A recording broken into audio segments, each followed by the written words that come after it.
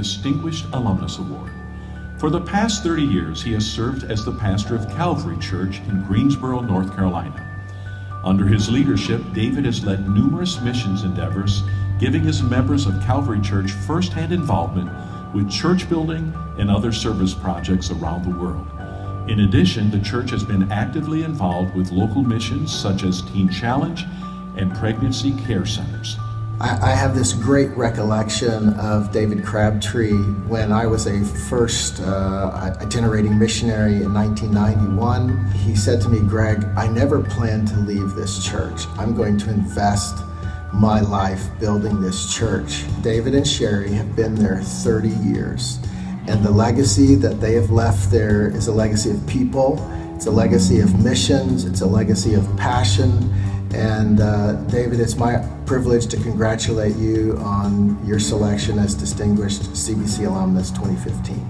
It felt like home going to Calvary Church, and we feel very strongly that it's a reflection of David, and very appreciative of him for that during that time of our life. We were members of the church for 3 years. Just a terrific man, and very excited for him that he received this very, very much deserved honor and award this year.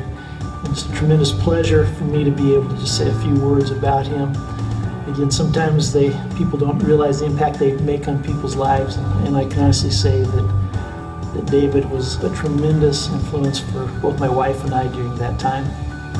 Congratulations, Reverend David Crabtree. It's a great honor, David, to present this to you. God bless you. In a room of who's who, I feel a little bit like who's he. And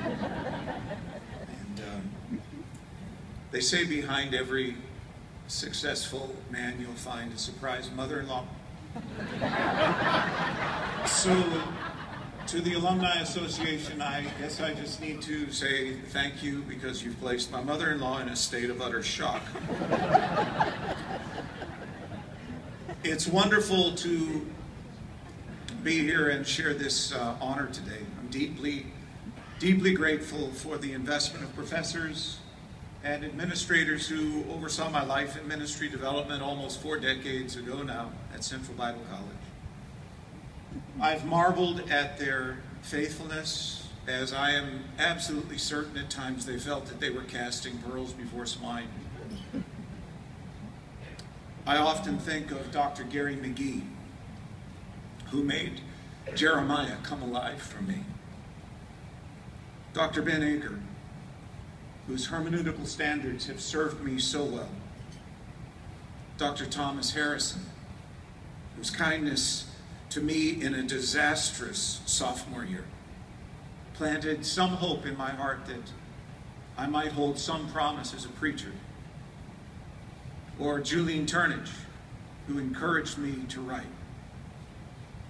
Or Dr. Stanley Horton, who still took my calls 10, 12 years after my graduation when I was stuck with some type of theological dilemma.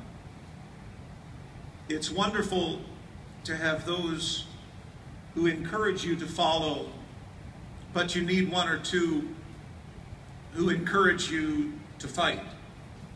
I will not name the professor who, upon hearing that I was taking my first pastorate in Stockton, Missouri, in the last few weeks of my senior year, her reply simply was, "He might last 18 months, and don't be too hard on her." No one agreed with her more than me. But she instilled in me a sense of fight. And sometimes you need those folks who walk with you and challenge you to fight. I'm grateful for those who, when it must have been very difficult to believe in me, believed in the call. And I honor them.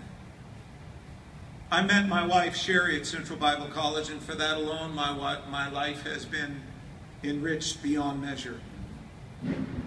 And so if I can lay claim to any measure of success in ministry, it must be shared with faithful friends and colleagues and professors who taught me by rote and by instruction, by example, that honor only finds its true home at the feet of Jesus.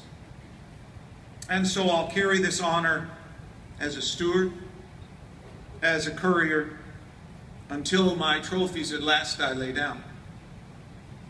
And so from the bottom of my heart, I say to you today, thank you for this moment and for the partnership we share in the greatest work in all of the world. God bless you.